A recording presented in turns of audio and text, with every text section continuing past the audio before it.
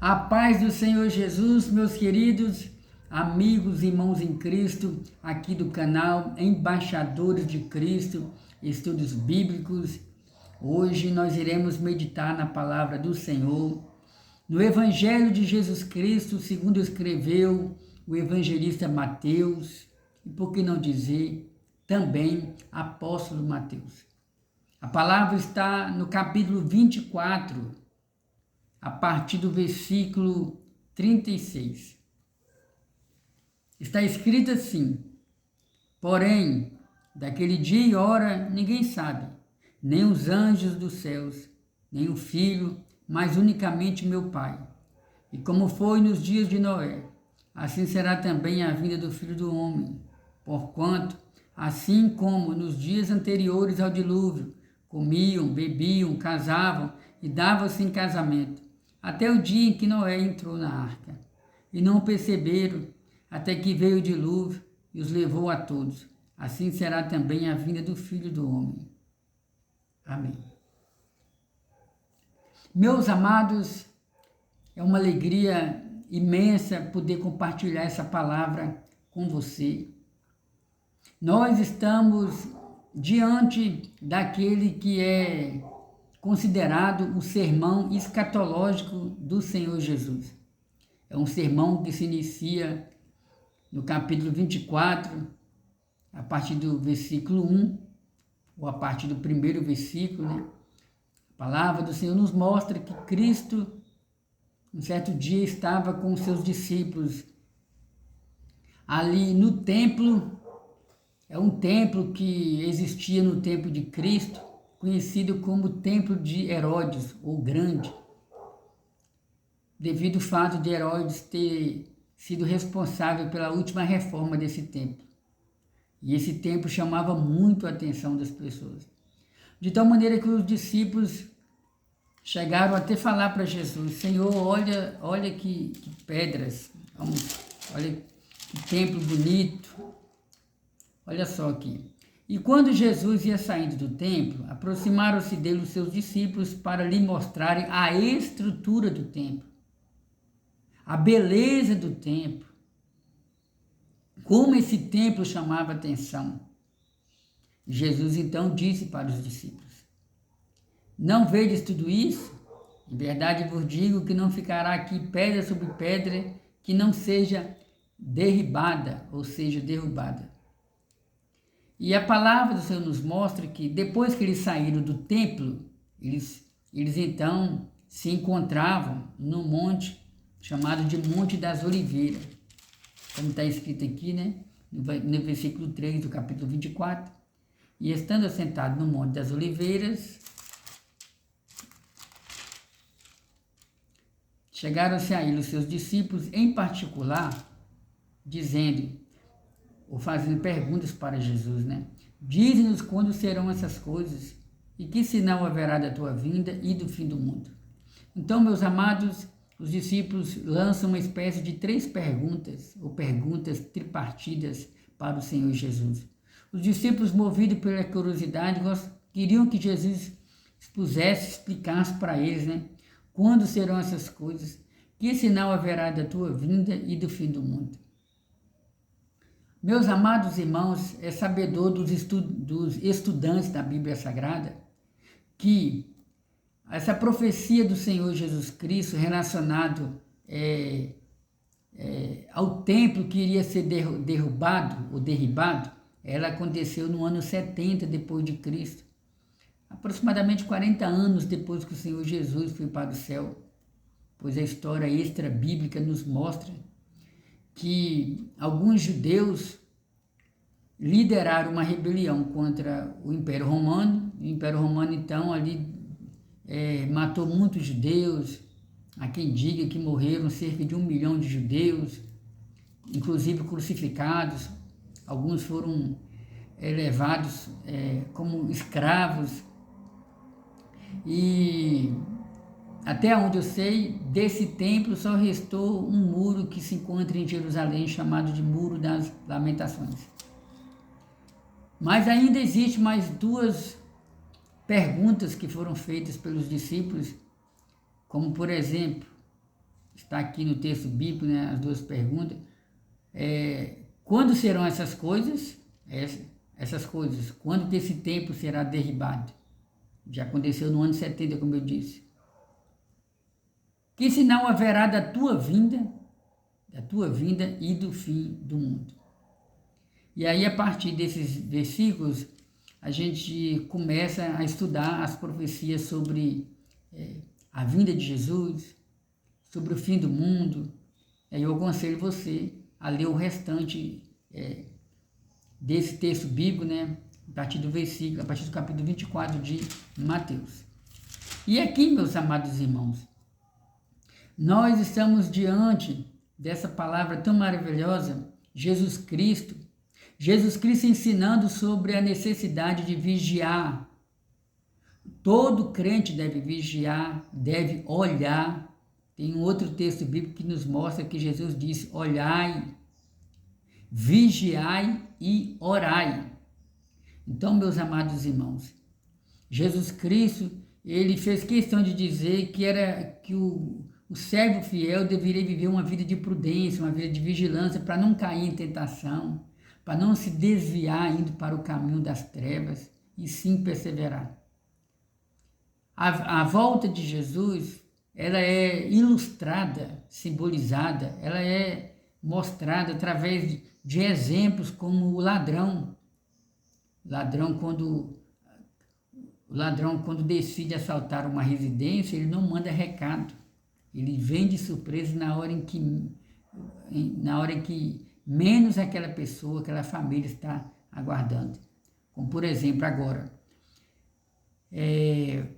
Estamos vivendo um período de festividades no mundo aí, mudando, né? Intitulada de Carnaval. E já aconteceu, espero que esse ano não aconteça, mas já soube relatos de, às vezes, enquanto a pessoa está lá se divertindo, do jeito dele, que ele acha que é bom, enquanto ele está lá passeando, alguma coisa do tipo, ou até mesmo está aproveitando o feriado de uma outra maneira. Muitas pessoas estão lá maquinando mal, maquinando assaltar aquela casa, roubar aquela casa e assim por diante. Então, a volta de Jesus é comparada à vinda de um ladrão, no que diz respeito a vigiarmos, devemos vigiar.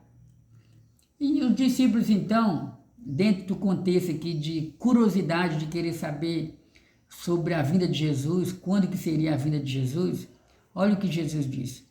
Porém, daquele dia e hora, ninguém sabe, vírgula, ninguém sabe. Os profetas do Antigo Testamento nada sabiam. João Batista, o último profeta do Antigo Testamento, que profetizou sobre a vida de Jesus e ao mesmo tempo viu a sua profecia se cumprindo, também não sabia. E muitos movidos pela curiosidade, né? Mas como assim? Ninguém sabe o dia e a hora, se Jesus Cristo era o próprio Deus.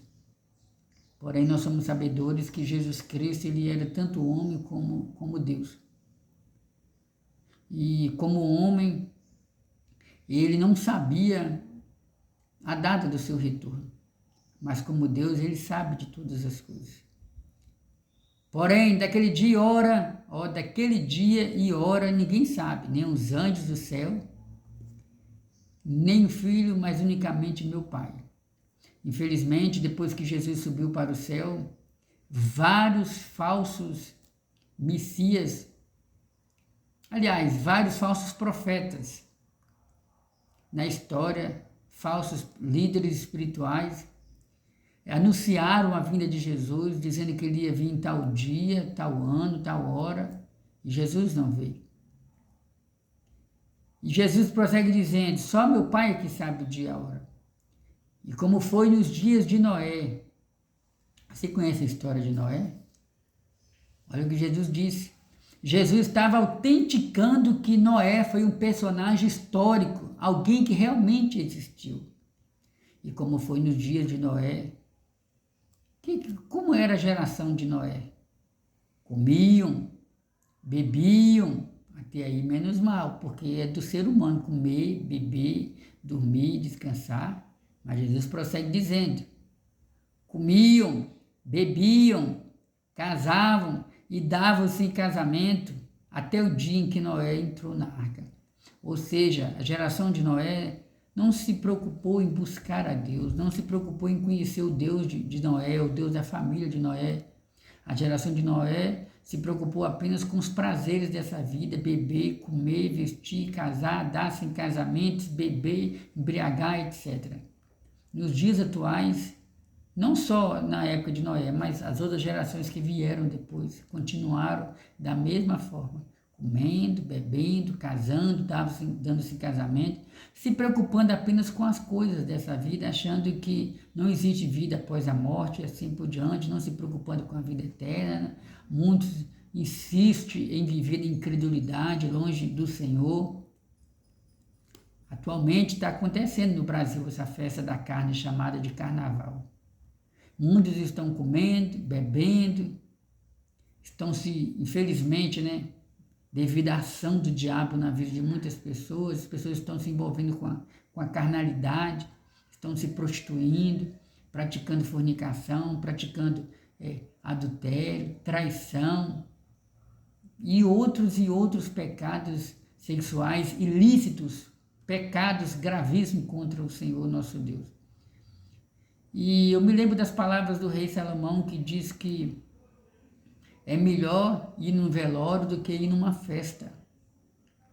Porque numa festa, quando a pessoa vai no velório e ele vê uma pessoa dentro do caixão, a mente dele começa a fazer uma reflexão. A consciência dele começa a lhe mostrar se ele está certo ou não naquele momento, como é que está o comportamento dele. Ele começa então a fazer uma autoanálise, pensando sobre o futuro. Será que eu estou vivendo a vida certa? Então, Salomão diz que era melhor ir num velório do que ir numa festa, porque numa festa, o que as pessoas fazem numa festa? As pessoas só querem saber de se alegrar, tomar vinho, satisfazer os desejos da carne. Então, muitos nesse momento estão comendo, bebendo, casando-se, dando-se em casamento, se prostituindo e assim por diante. E da mesma forma que esse povo da geração de Noé estava desapercebido, olha o que diz o texto bíblico. Porquanto, assim como nos dias de Noé, ou nos dias anteriores, antes do dilúvio, comiam, bebiam, casavam e davam-se em casamento até o dia em que Noé entrou na arca. Noé entrou na arca. E não perceberam até que veio o dilúvio e os levou a todos. Assim será também a vinda do Filho do Homem. Então, naquele dia só salvou, se a gente me fala na memória, 8 pessoas da família de Noé. Como está a sua vida espiritual, meu amigo, minha amiga, meu irmão em Cristo? Como está a sua vida espiritual? Se você que está vendo esse vídeo ainda não teve encontro com o Espírito Santo de Deus, se você deseja experimentar dessa presença real do Espírito de Deus, entregue sua vida ao Senhor.